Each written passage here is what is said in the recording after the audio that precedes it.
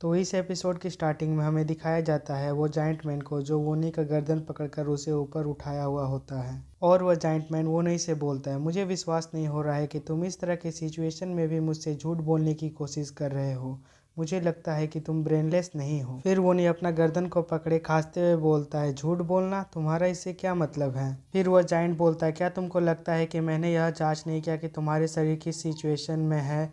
मैं इसे पहले से ही उस टाइम से जानता था जब मैंने तुम्हें अपने साथ लाने का फैसला किया था, और यहाँ तुम्हारे लिए सबसे अच्छा होगा यदि तुम अब से कोई चालाकी ना करो। फिर वो नहीं बोलता है, यदि आप यह जानते थे तो आपने इसके बारे में कुछ क्यों नहीं किया। और वह जाइंट बोलता है, मुझे ब्लड पैरासाइट जैसे किसी चीज़ की परवाह नहीं है, कुछ और भी है जो मेरे लिए अधिक मायने रखता है। फिर वो नहीं अपना मन ही मन बोल रहा होता है, ओह तो यह ऐसा था, वो शुरू से ही मुझे मारना चाहता था, और जब उसे पता चला कि मुझ में अब ब्लड पैरासाइट नहीं है तो उसने ऐसा किया होगा। पर वह निश्चित रूप से मुझसे कुछ चाहता है, और हालांकि मैं नहीं जानता कि वह क्या है। शायद वह उसके द्वारा मुझे यह सिखाने से संबंधित है। फिर वह जाइंट कुछ सोचता है और बोलता है, ठीक है, मैं तुमको एक ऑफर दूंगा जिसमें तुम इंटरेस्टेड होगे। तुमसे जो मैं कहता हूँ उसे करने के लिए कहने की कीमत पर मैं अपनी आंखें बंद कर लूँगा कि तुम्हारे पास ब्लड पैरासाइट नहीं है। तो यह कैसा रहेगा? और यह कुछ भी कठिन नहीं है तुम्हारे यह सीखने के बाद, और तुमको बस जुड़वा बच्चों के साथ लड़ना है जिन्हें मैं मार्शल आर्ट सिखाऊंगा। फिर वोनी चिल्लाते हुए बोलता है, क्या? और फिर सोडम गुस्से से बोलती है, वो बूढ़ा गीजर, अगर उन्होंने शुरू से ही ऐसा कहा होता तो हमने उसके साथ पहले ही काम कर लिया होता। फिर वोनी हैरान होते हुए सोडम की तरफ देखते हुए बोलता है, उसके साथ काम करना? फिर सोडम बोलती है, यह इंटरेस्टिंग है ना। फिर वोनी जाइंट से बोलता है, मैं देखता हूँ, लेकिन क्यों? फिर वह जाइंट बोलता है, सिर्फ इसलिए कि मैंने तुम्हें कुछ छूट दे रखी है। क्या तुम मुझसे नेसेसरी क्वेश्चन पूछने की हिम्मत कर रहे हो? आखिरकार मुझे तुम्हारे उस हेड के थ्रू से कुछ वर्ड मिल रहे हैं, क्या मैं मान लूँ कि तुम मेरी बात मानोगे? तो सबसे पहले इनेट कोर एनर्जी को, यदि तुम इसे महसूस करने में सक्षम हो तो मेरी जगह पर वापस आ जाना। फिर वो ने यस सर बोलता है, और वह जाइंट वहाँ से जाते हुए बोलता है, यदि तुम कोई तरकीब आजमाते हुए पकड़े जाते हो तो इसका अंत सिर्फ तुम्हारे पैर टूटने से नहीं होगा, तो इसे याद रखना। तो तुम समझ गए, यह सिर्फ मेरी चेतावनी है तुम्हारे लिए, तो तुम याद रखना। फिर सोडम वोनी से बोलती है, मुझे लगता है कि वो बूढ़ा आदमी तुम्हें पसंद करता है। फिर वो नहीं बोलता है, ऐसी हॉरिफाइंग बातें मत कहो, मेरे उसके जैसे पागल बूढ़ा आदमी के करीब जाने का कोई इरादा नहीं है, और मुझे सबसे पहले इस मार्शल आर्ट के डिटेल पर एक नज़र डालने की ज़रूरत है, क्योंकि इसे सीखने के लिए मुझे उसकी ज़रूरत होगी। फिर सोडम उसे बोलती है, क्या तुम इसे उपयोग करने का इरादा नहीं रखते हो? फिर वो नहीं बोलता है, यदि रिक्वायर्ड हुआ तो मैं इसका उपयोग करूँगा, लेकिन अधिक महत्वपूर्ण बात यह है कि मैं इसे सीख सकता हूँ या नहीं। और यदि कोई केवल इंस्ट्रक्शन को देखकर कल्टीवेशन टेक्निक और मार्शल आर्ट सीख सकता है तो किसी को मास्टर की ज़रूरत क्यों होगी। और फिर वह जाइंट मैन वोनी को वहीं पर छोड़कर वहां से जाने लगता है। और फिर वह जाइंट मैन वहां से जाते हुए अपना मन ही मन में बोल रहा होता है, बहुत सारे लड़के होने के बावजूद भी वह मूर्ख नहीं है, तो यह अफसोस की बात है, और अगर वह शब्द पूरा होता तो तुम्हारे लिए बहुत बड़ी बात होती। और अगर यदि ऐसा होता तो मैं किसी और आदमी की तलाश करता जो अधिक उपयुक्त होता, क्योंकि जब वह इनेट कोर एनर्जी का यूज़ करता है वो मार्शल आर्टिस्ट, यह एक सीक्रेट टेक्निक है जिसके बारे में सभी मार्शल आर्टिस्ट जानना पसंद करेंगे। और फिर सीन शिफ्ट होता है वुनी को दिखाते हुए, जो अचानक से चिल्लाते हुए बोलता है, इम्पॉसिबल। फिर सोडम पूछती है, क्या हुआ, क्या प्रॉब्लम है? फिर वुनी उसे बताता है, अगर मैं इसे पूरी तरह से सीख लेता हूँ तो मैं अपनी इनेट कोर एनर्जी के कंजप्शन को रोक सकता हूँ। फिर वह सोडम बोलती है, क्या क्या मतलब है इसका? फिर वह बोलता है, मेरे मरने की कोई संभावना नहीं है क्योंकि मेरी जन्मजात इनेट कोर एनर्जी खत्म हो चुकी है। और फिर वह सोडम पूरा खुश होते हुए बोलती है, वाह वो नहीं, तो यह रियली में एक जैकपॉट है। फिर वो नहीं बोलता है, अभी सेलिब्रेट मत करो क्योंकि मैंने अभी तक रीडिंग फिनिश नहीं किया है। तो चलो देखते हैं इसमें क्या लिखा हुआ है। फिर वह उसे पढ़ने लगता है और उसमें लिखा हुआ होता है, अपनी एनर्जी कोर को डिस्ट्रॉय करने के लिए इंटरनल कोर एनर्जी डिस्ट्रैक्शन का यूज़ करो और ओरिजिन एनर्जी का पता लगाएं। और अंत में इसके बाद उस स्टोन पर कुछ नहीं लिखा हुआ होता है, और उसे देखकर सोडम बोलती है, इसका लास्ट पार्ट मिसिंग है। फिर वो नहीं बोलता, हालांकि यह लास्ट पार्ट मुझे यह सिखाएगा कि इनेट कोर एनर्जी को कैसे मेंटेन रखा जाए। उसे कम से कम यह तो लिखना चाहिए था, यह मूर्ख कंकाल, इसे खत्म करने से पहले ही उनकी मृत्यु क्यों हो गई। फिर वोनी कुछ सोचता है और बोलता है, रुको एक मिनट, वो बूढ़ा आदमी ने अभी जो कहा था उसके आधार पर जरा सोचते हैं। फिर वोनी उस जाइंट मैन की बातों को याद करता है जो वो जाइंट मैन ने वोनी को बोला था, और वह बोलता है, क्या तुम चाहते हो कि तुम्हारी गर्दन यहीं कट जाए और तुम मर जाओ, या क्या तुम इसे सीख कर धीरे धीरे मरना चाहते हो?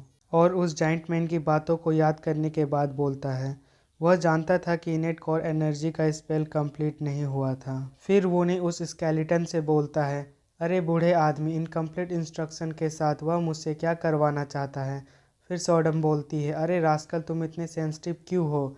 मुझे यह कैसे पता लगेगा कि वो तुमसे इनकम्प्लीट इंस्ट्रक्शन के साथ क्या करवाना चाहता है? फिर वह बोलता है, सॉडम, तुम किस बारे में बात कर रही हो? और सॉडम उसे बोलती है, नहीं, मैं इस चीज़ पर बात कर रही हूँ कि तुम्हारे द्वारा इसे स्केलेटन कहे जाने के बाद इसमें क्रोध का आउटब्रस्ट हुआ। फिर वो नहीं बोलता है, सॉडम, क्या तुम स्केलेटन से बात करने में एबल हो?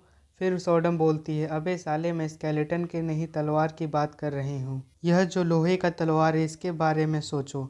तुम खुद ही इससे बात क्यों नहीं कर लेते? फिर वो नहीं बोलता, एक मिनट रुको, क्या तुम इस लोहे की तलवार के बारे में बात कर रहे हो? और क्या तुम इसके साथ बातचीत कर रही हो जैसे तुम किसी इंसान के साथ कर रही हो? फिर सॉडम बोलती है, हाँ, पर तुम बेवकूफ़ हो, लोहे की तलवार और मैं इंसानों की तरह बात नहीं कर रहे हैं, और तुम स्पेशल आदमी हो जो तलवारों की वॉइस सुनने में सक्षम हो। फिर वो नहीं सोचते हुए बोलता है, तलवारों की आवाज़? और मैं देख रहा हूँ तलवार इमोर्टल के सीक्रेट रिकॉर्ड में तलवार का दिमाग का यही मतलब है। सीक्रेट मार्शल आर्ट मैनुअल्स में आमतौर पर ऐसे इंस्ट्रक्शन होते हैं जो डिस्क्राइब्ड होते हैं, इसीलिए इसे स्वॉर्ड माइंड के रूप में बताया जाता है, और यह लिटरली तलवारों की आवाज़ थी। और मुझे आश्चर्य है कि बाकी बचे हुए पावर्स मिलने के बाद मुझे किस प्रकार की और पावर्स मिलेगी। फिर सॉडम बोलती है, सपने देखना बंद करो और इस तलवार से बात करो। मुझे लगता है कि यह तलवार भी इस फैक्ट से फैसिनेटेड है कि तुम हमें सुन सकते हो। फिर वुन हुई जैसे उस तलवार को हाथ लगाता है, और तभी वुन हुई के सामने उस तलवार की आत्मा आ जाती है और वुन हुई के हाथ से चिपक कर स्माइल करते हुए बोलती है, मैंने काफ़ी समय से किसी इंसान का टच महसूस नहीं किया है। और तभी वुन हुई जोर से चिल्लाते हुए अपने हाथों को पीछे हटा लेता है और सॉडम उसे बोलती है, यार अजीब आवाज़ें मत करो। वुन हुई फिर से उस तलवार को हाथ लगाता है तो उस तलवार की आत्मा बोलता है, तुम्हें डराने के लिए क्षमा चाहता हूँ। तुम वुन हुई हो ना, और तुम सचमुच मेरी आवाज़ सुन सकते हो, तो मुझे अपने आप को इंट्रोड्यूस करने दो। फिर वह तलवार अपने बारे में बताते हुए बोलता है, मैं साउदर्न हेवन आयरन स्वॉर्ड हूँ, और यह वह नाम है जो मेरे मास्टर के निधन हो गए साउदर्न हेवन स्वॉर्ड्समैन हो जोंग डेई ने मुझे दिया था। फिर वो नहीं हैरानी से उसके तरफ देखते हुए बोलता, साउदर्न हेवन स्वॉर्ड्समैन हो जोंग डेई? फिर सॉडम वुनी से पूछती है, तुम इतने सरप्राइज्ड क्यों हो? फिर वुनी सॉडम को बताता, ऑफ कोर्स मैं सरप्राइज्ड हूँ, क्योंकि एक समय था जब साउदर्न हेवन का तलवारबाज एक ही तलवार से पूरे यूनियन प्रोविनेंस को उल्टाने के लिए जाना जाता था। अगर यदि वह अचानक गायब नहीं हुए होते तो वह अब तक top central plains martial masters में से एक होते, और यहाँ तक कि अफवाह भी थी कि वह शायद 9th top central planes masters में से एक थे। लेकिन उनके जैसे कोई आदमी गुआंग डोंग प्रोविनेंस में एक नेमलेस माउंटेन पीक पर कैसे पहुंच गए और इस तरह मर गए? फिर वो नहीं गुस्से से बोलता, क्या उस पागल कमीने हेई एकियो ने ऐसा किया है? फिर वो साउदर्न हेवन स्वॉर्ड बोलता है, नहीं, वो कोई और था। हेई एकियो ने एक बार भी मेरे मालिक के खिलाफ जीत हासिल नहीं की। फिर वो नहीं उस जाइंट के बारे में सोचते हुए बोलता है, रक्तपंथ के 4 सुप्रीम में से एक हेई एकियोन साउदर्न हेवन स्वॉर्ड्समैन के अगेंस्ट एक बार भी नहीं जीता, लेकिन जो इतने हाई लेवल मार्शल मास्टर को मारने में सक्षम था, वह भी हेई एकियोन के अगेंस्ट नहीं जीत सके। फिर वो हेवन स्वॉर्ड वो नहीं से बोलता है, मैं तुम्हें इसके बारे में बाद में बताऊंगा। क्या अभी तुम्हारे पास करने के लिए कुछ और महत्वपूर्ण काम नहीं है? और वो नहीं बोलता, हाँ है, मैं करता हूँ। फिर वो हेवन स्वॉर्ड उस स्टोन पर जो लिखा हुआ होता है उसे देखकर वो बोलता है, मुझे पता है कि क्या हो रहा है, क्योंकि मैं तुम लोगों को सुन रहा था। क्या तुमको यह टेक्निक सीखने की ज़रूरत है? इनेट एनर्जी कल्टीवेशन टेक्निक, और हेई एकियोन के जुड़वा बच्चों से लड़ना है। फिर वो नहीं बोलता, यदि तुमने देखा है तो तुमको पता चल जाएगा। फिर वो हेवन स्वॉर्ड बोलता है, हाँ मुझे पता है। और वो नहीं चौंकते हुए बोलता, क्या तुम्हें पता है? फिर वो हेवन स्वॉर्ड बोलता, हाँ, मैं तुम्हें कल्टीवेशन टेक्निक सिखाऊंगा। फिर सॉडम उस हेवन स्वॉर्ड से बोलती, रुको, क्या तुम्हारे लिए इतना जल्दी एग्री होना ठीक है?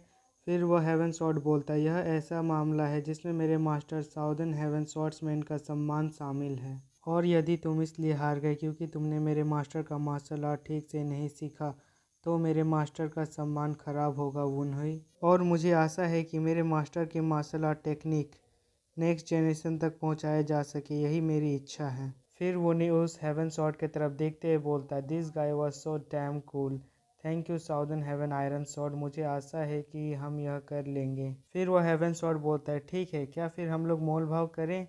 फिर वोनी चौंकते हुए बोलता है क्या मोल भाव करना? फिर वह हेवन स्वॉर्ड बोलता है हाँ, तुम मेरे न्यू मास्टर बनो, जबकि मेरे मास्टर का सम्मान इम्पोर्टेंट है। चूँकि मैं स्वयं एक तलवार हूँ, इसीलिए मेरे लिए अधिक इम्पोर्टेंस यह है कि मेरे अपने एग्जिस्टेंस का उद्देश्य ना खोऊं। और इसी के साथ हमारा एपिसोड 18 यहाँ पर ख़त्म होता है। अब मिलते हैं अगले एपिसोड में।